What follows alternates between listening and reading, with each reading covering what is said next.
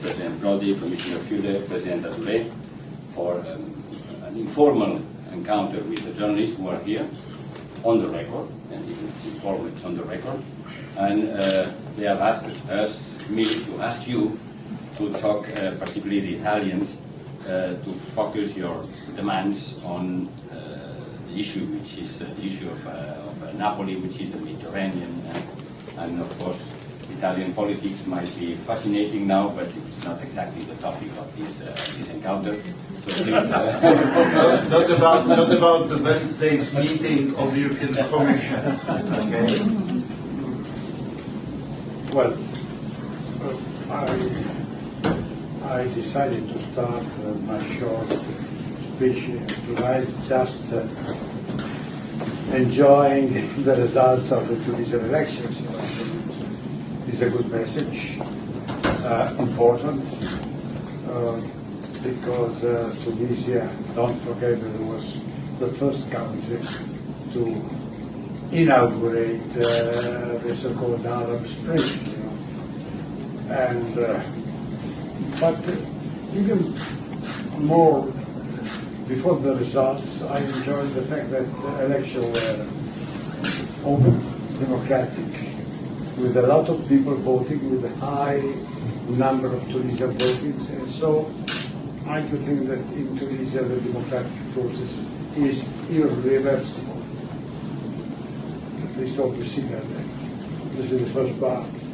The second is that not everywhere there is Tunisia. and you know, I do wish that this evolution will be contagious, but we are not close to it.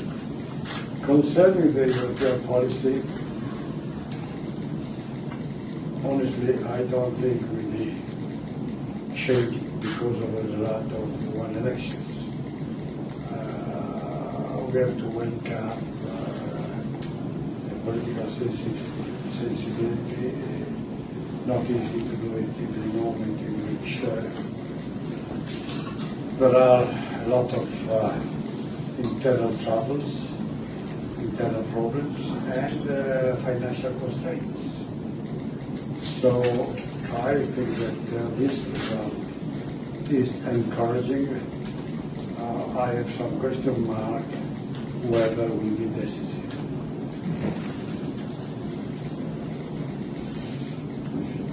And I could add on the following. The region obviously needs good examples and good stories.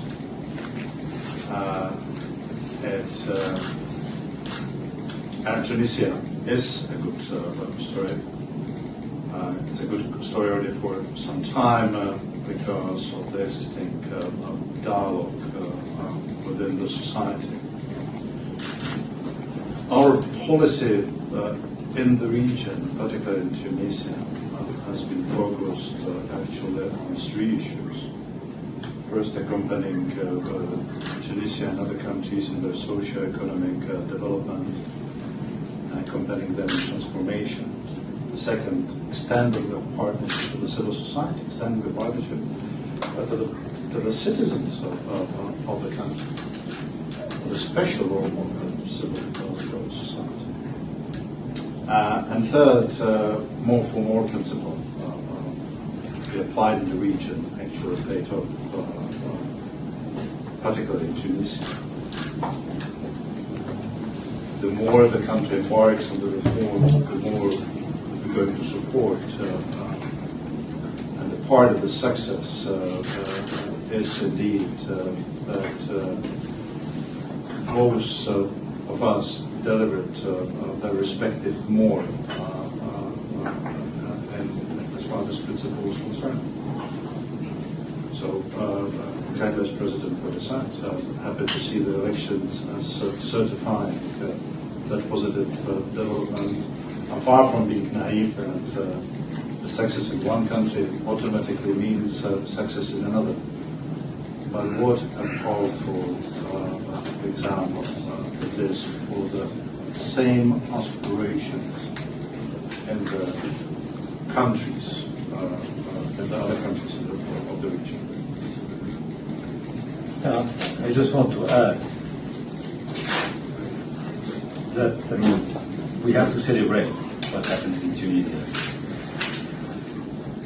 because it shows that democratic elections are possible even in an Arab country and a Muslim country. And it is something which is obvious, but unfortunately by our time we have to insist on it. And I was amazed by the fact that if you read the newspapers and the columnists just until yesterday or last 2 days, the whole, editorialists were expecting exactly the contrary of what happens.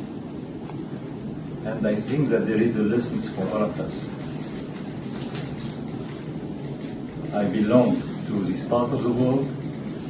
I am Moroccan, and I know, and I insist also on this point, there is no, we can be all Arab countries, largely Muslim countries, but there is no country which is the clone of the others.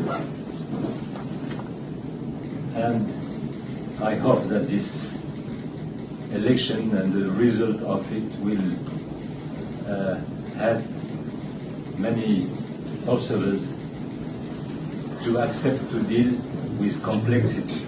It's not black and white anymore. We are in a terrible situation in the last years. Things are worsening, clearly, but it's not easy to have the picture of what could have been done. Clearly, I have a strong departure point that we couldn't solve the Palestinian-Israeli problem. This is always been in some way the cradle, the mother or the cradle of all the tension. But the difficult equilibrium was even ended with the Iraqi war. And then even made worse by another war, the Libyan war. So the lesson that I learned is that when there are these complex ethical, cultural, political, economic problems, we don't solve anything with a war, especially a war driven from outside. So going deeply into the problem, I think that step by step we must push the Middle East people to express themselves, and to decrease outside interference as quick as we can. I know that this is a difficult process, that sometimes you can be accused not to take the responsibility, even the opposite accusation, but the results of the external interference in the area has been absolutely negative. And I think that we have to meditate about that. Not easy now to apply this doctrine in a situation in which the fire is blowing, going out. But I don't think that in the long term this must be the policy. And I would also sort of follow into what President Prodi just said. First, and I'm on the record somewhere already that the European Union is not here to instigate a revolution in other countries or instigate the movement we have seen, as many call the Jasmine revolution or Arab Spring. We are definitely here, and we made that point repeatedly, and not only the words help the countries, accompanying them in their transformation. But that's the first point. The ownership of the reforms, the fate of the countries remains in the hands of the people looking for life in a dignity and equality.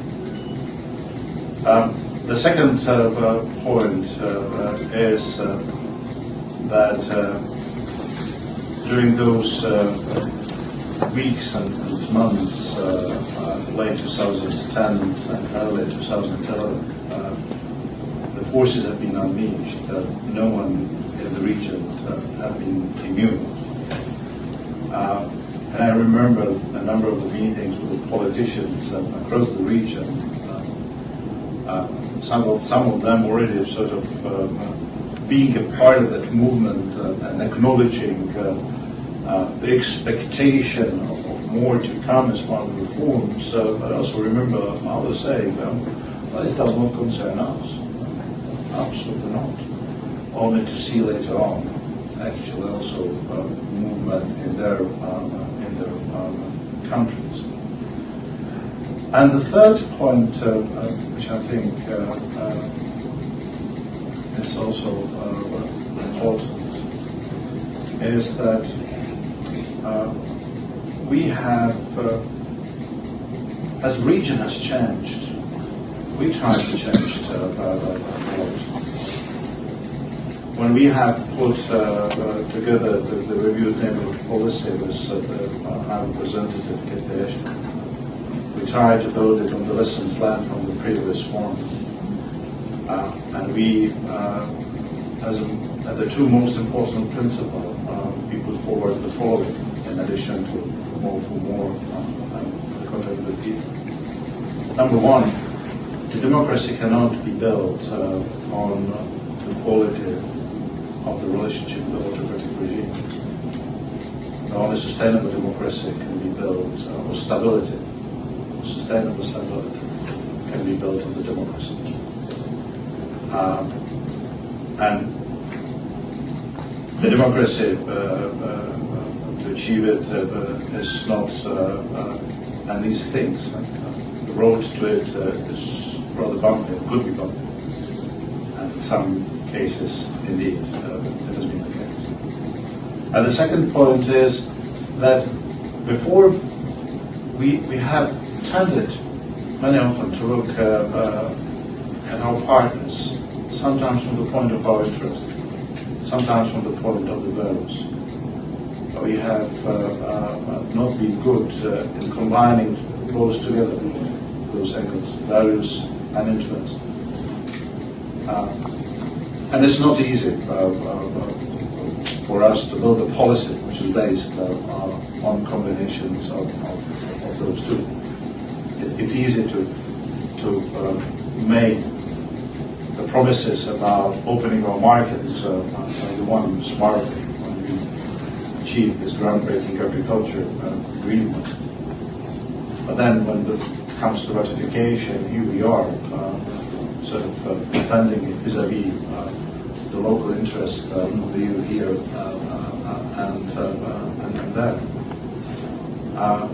So I'm not saying we made a mistake here and there, because I think that as part of the right strategy and the policy and the instrument right after the Lisbon, our policy has become more coherent. So it was more efficient in helping the countries in the region. Well, there are indeed precedents, as you said, a lot of reasons to come back and to reflect, because the fate of many countries in the region has not been yet decided. We have a lot at stake, and that's why a lot to help the people of those countries to deliver on their legitimate aspirations. Yeah, just a small point to add. As you correctly said, the Syrian civil society is paying the highest price of this tragedy. And I just want to remind the fact that the annual information was one of the very first, if not the only one, when it started. And we have done it. We are not an NGO. We are an intergovernmental institution coming to the risk to help the Syrian civil society to express its voice. And you remember, Stefan, in Marseille. I'm just, quoting it as an example. We have opened the way to these Syrian fighters of, opposition to meet with the 42 president of the Parliament of the Union for the Mediterranean and the Euromed and the parliamentarian organization. They met with you, they met with Martin Schulz, and they met with all the speakers of the parliaments in the region. And it was a major breakthrough. I mean, it's the only thing we can do at the end of information. But listening to them, it was also a fantastic opportunity to explain and to let the rest of the world aware of what was going on at that time. I have one small addition. Madam, before I stressed the mistakes, but we have also to stress the omissions. Let's say Europe has been quick to answer with the enlargement and with all when the Iron Curtain formed. And we were engaged to do the same for the South Mediterranean. But then the years of fear, the years of populism, the year of nationalism started, and we have not done the second part, because when, in the period of the enlargement, when it was the Prodi recognition everywhere in the South Mediterranean, in Egypt, in Tunisia, everybody was telling me, why you are doing a lot in the north and the east, and you are not doing anything for the south. And my answer was, look, we have an historical emergency. I have to act immediately, but there is an engagement by all the European governments to do that in a second phase. And this has not been done, because Europe is changing. We have to be also honest to admit that. I like that, by the way, that motto, everything but institution.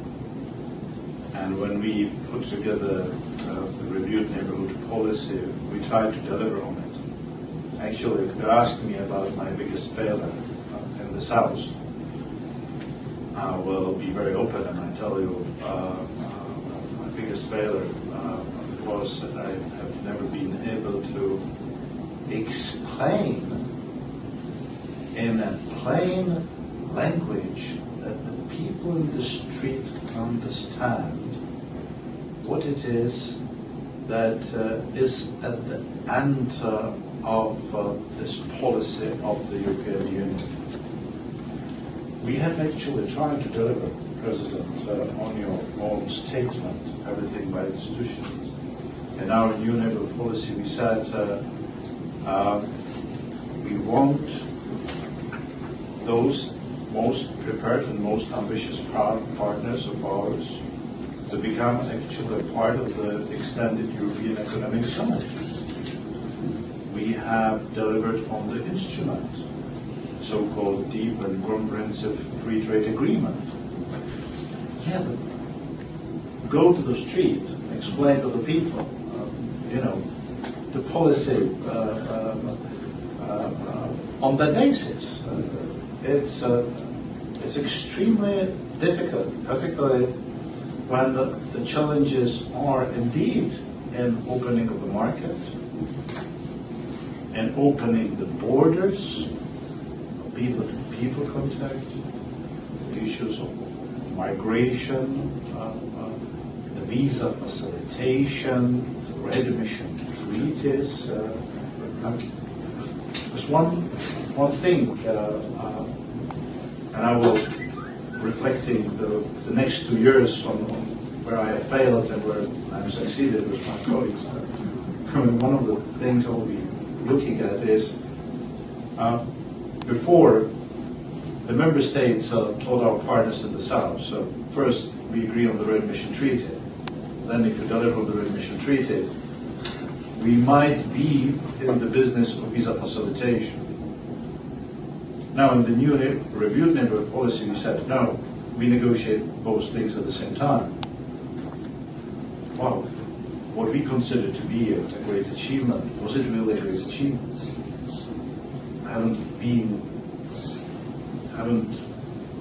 We appeared to be not one but 2 steps behind the needs of the region? That's the issue I'll be thinking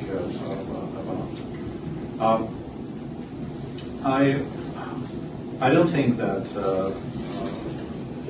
new commission, let me put it this way. It's up to each and every commission to define its own priorities and the policies. I see actually in the East, despite this tension and the violation of international law as far as Ukraine is concerned, actually quite well developed as far as the neighborhood policy. We have these 3 countries with the association agreement. We have delivered on the principle of differentiation with the Eastern Partnership. We have the bilateral, multilateral mechanism there. We don't have, and I'm far from saying that we need just to take what has been successful in the East and try to apply it in the South, because it's not going to work. It's not going to work. But if we, at the same time in the South, saying that the region is facing some regional challenges, then one needs really to help establish a regional structure also to face these challenges. That's exactly what we have started with some time ago. In addition to the national structure dialogue with the civil society, to establish the pilot phase, and this is actually our second full-fledged substantive meeting here in Hague. Within that pilot project, and I hope very much that the new commission is going to strengthen that particular element of the new approach. Yeah, just to say that there are definitely things to improve regarding what we can do with the civil society. But I have the feeling that we have delivered a lot. And I want to thank you, Mr. Fule. Because if, the Underlying Foundation, you have to understand, not to solve, but just to understand and to let our members' countries and the institution and process starting to understand what was going on the ground, especially in the South. It is something. And as you probably know, we have published 2 major reports on the intercultural trends in the region with the support of the Gallup Institute. And it was just to give a chance to the leadership, to the decision makers, to know what the civil societies on the two shores of the Mediterranean have in mind when it comes to central issues who are not on the political agendas usually. What the Muslim thinks about the future destiny with Christianity or Judaism. What the Arab thinks about a future common destiny with the Western Europe. And it was not just, something rhetoric or academic. It was scientific, with a very large samples. And it is crystal clear. The only problem we were confronted to, that the head of states or the ministers who were, supposed to read these documents and to try to take something from it. Well, it's a question mark. So, and we have to think about it. But fortunately, Commissaire Fule was the only one for the two reports to be with us, to comment it, to promote it, and to try to explain why it is so important. First, before deciding, to know and to understand. When the second team of President Barroso came, we have witnessed those dramatic changes in the southern neighborhood, we have not only at that time came out with a new policy, we came out also with a new financial assistance and a new instrument, with the more people implementing that policy. And we have come also with the new ways of helping the region financially. For the first time we have brought the BRD. We have strengthened the mandate of EIB to help the region. We have helped them up with the policy special program actually to ensure the investment in the countries of the region. We have come up with a blending mechanism, and through that approach, in addition to almost $15 billion in one financial perspective, we have started to deliver actually much more resources which are then available to government, people in those countries for this economic and social transformation. And if within that context we set up additional institutions which are not in conflict but would expand on our policies and would go in the direction of what I call before the legitimate aspiration of the people, that could have only that could be met only with small support. On this subject, I can remind only what happened before Christ. In my commission, I remember that we proposed to create a Mediterranean bank with the body of half of the members from the south, half of the north, and it's for political reasons also, not only economic, but to have a place in which they're working together. There was a veto of many European countries that this was a redundant proposal, that it should have been a bureaucratic idea, and so on and so on. European Bank is enough, they are sufficient for, maybe are even more efficient, but my idea was totally different. Let's say something that was linking in a parity decision-making process, as it was done proposing the mixed university. Well, university with two places. One could be Naples or let's say Barcelona, and the other one to be Sorrento, with an equal number of students, equal number of professors, and 2 years studying north, 2 years studying south. Of course, it's not the most efficient university, but we had political let's say consequences. All these proposals were blocked by the European governments.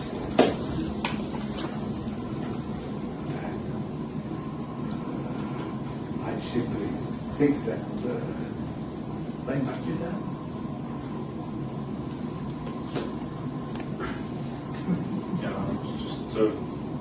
Remember the story of the Union for Mediterranean, how much time and energy we needed to invest in doing something that was one of the most important characteristic of the Barcelona process. Inclusive ministerial meetings, formulating policies for the whole region. It was only very recently, in the last, I think, 10 months, we have been able to put together 6 ministers. Look how much time it took for the Secretariat of the UFA to start to prepare the bankable project for the benefit of the people of the region. Now we have a number of them. We started to work on them, working with the government, with the banks and investors to deliver on the projects which build the bridges between the regions, the south, between the south and north and south. This is why I told before that I found an enthusiasm for the largest to the former Soviet, and I didn't find the same answer for South. You have to be clear before analyzing the full picture. Listen, we didn't talk before this. No, we didn't. No, we did. Shortly. We never discussed, but what President Prodi is saying, it's extremely important. He's saying that at the time of the fall of Iron Curtain, there has been a time for formulating a new policy, for mobilizing the new resources, not only financial, but also personnel. Energy. Yeah, exactly. Goodwill. Now, what we have had after the Arab Spring, someone who's coming from former Czechoslovakia, I still like to stick to the term of Arab Spring. We have come out with a new policy. We have come out with the initial additional sum of resources. Our instrument had been more coherent because it was under the Lisbon.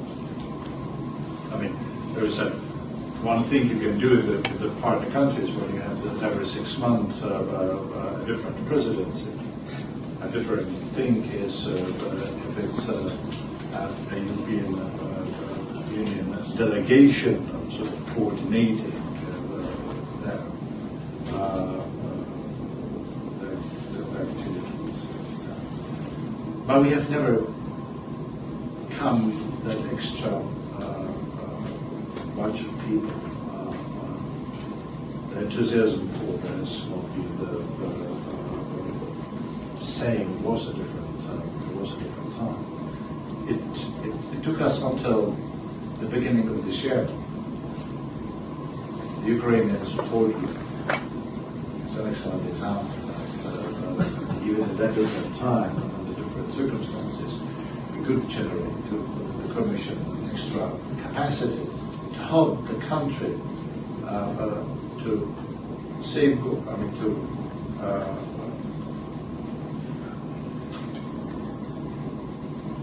make sure that its territorial integrity and sovereignty has not been further eroded through the assistance of the external power.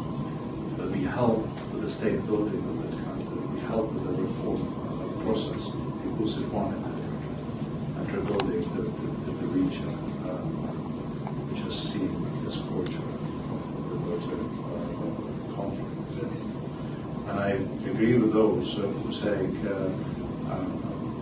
we need to apply the same approaches, but also to the South and to the specific countries and the needs in this region. It is really, I'd say, the hope, to keep the fire going. And this is what I am asking. Clearly, in different political situations, you could also ask to make some specific proposal for progress of institutions or let's say, peacekeeping process in outpoints. But it's not easy, It's easy to say, but not easy to do. So I think that the problem is really to put people together, intellectuals, not only intellectuals, but also young future leaders and work on as has been done in the last 30 years. The problem is that a foundation can do what a foundation can do. But this is governance, this is a serious strategic engagement. Otherwise, you must do a complete plan. That goes from infrastructure to universities to industrial decentralization. Policy is a policy. The foundation must help to the construction of the opinion makers and people.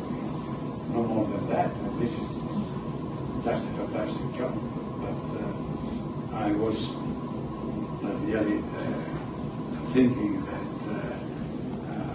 look, because of the tragedy we have, of the material damage, of what we spend in this incredible tensions that we have, a preventive policy should be much, much, much more fruitful.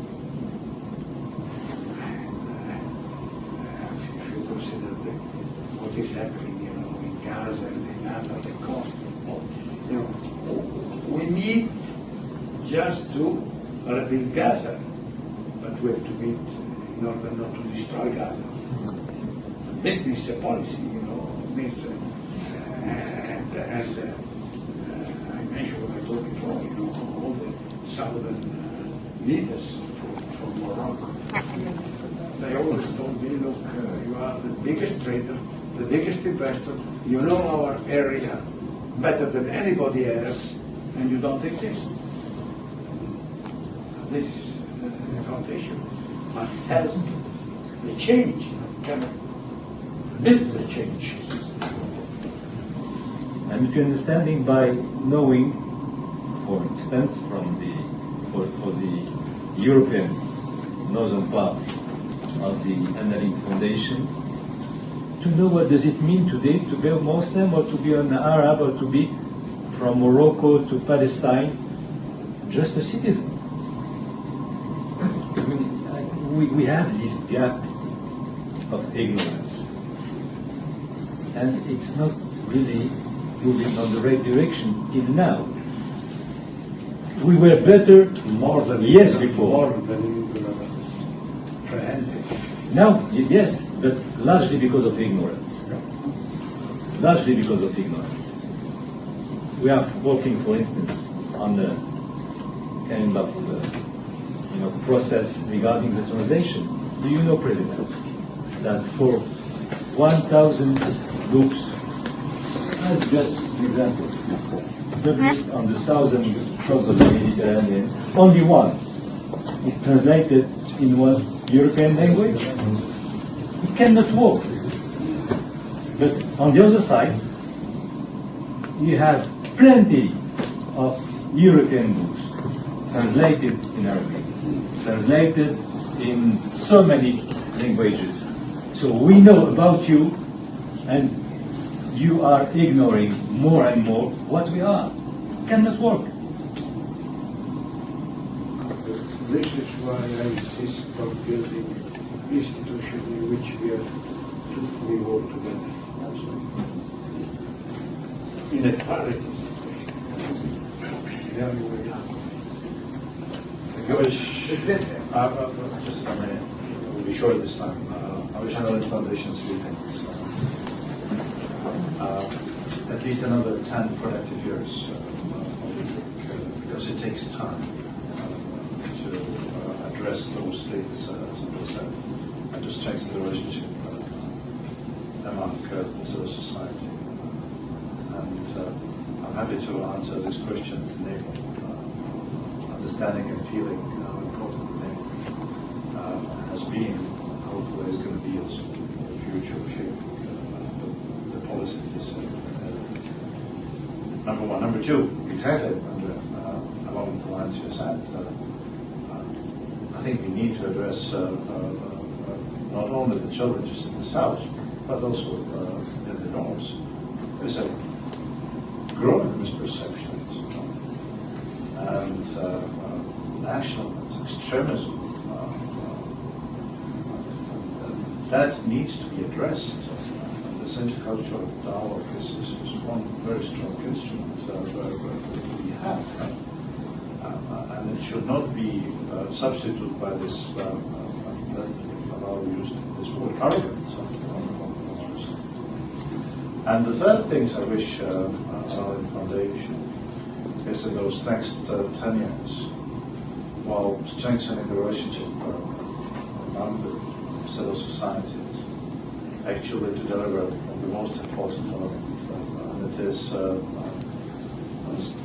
helping the civil society and authorities to establish the dialogues between civil society and authorities, those in partner countries, and also the region. Thank you. Thank you very much, everybody.